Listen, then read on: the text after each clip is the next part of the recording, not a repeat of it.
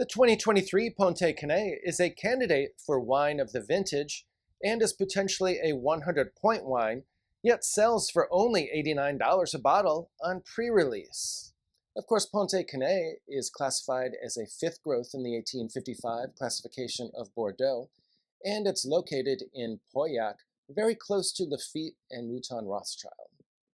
The 2023 Pontet-Canet is a blend that consists of a little more than 50% Cabernet Sauvignon, almost 40% Merlot, and then there's smaller amounts of Cabernet Franc and Petit Verdot as well. This wine is being matured in 50% New French Oak, 35% Amphora, and 15% one-year-old used oak barrels. For those concerned with the impact that bottle weight has on the environment, you'll be pleased to note that Pontet-Canet has reduced dramatically the weight of their bottles, beginning with this 2023 vintage, and in so doing, they saved 30 tons of CO2 just in the production process alone. For Pontet-Canet, this was one of the longest and thus most expensive harvests ever. This is so because they need to pay their workers from the time the harvest begins until it's completed.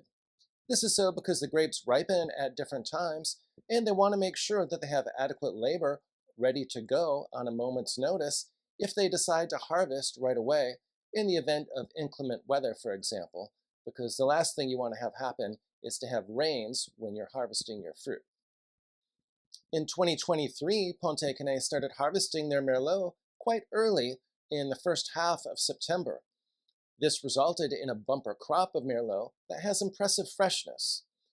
They expected that they'd be able to harvest their Cabernet Sauvignon towards the end of September before some rains were expected towards the end of that month. Unfortunately, however, they checked the Cabernet Sauvignon and it was nowhere near ready to go. For that reason, they had to make a decision about whether or not to harvest that fruit a little bit earlier than is ideal, to save it from some of the potentially damaging impacts of the rain, or to just take their chances and roll the dice and let it stay on the vine a little bit longer and hope for the best. Pontet-Canet ultimately gambled and decided to leave those grapes on the vine, and as a result, they waited until October to harvest that fruit, and they did not complete their Cabernet Sauvignon harvest until October 10 or so.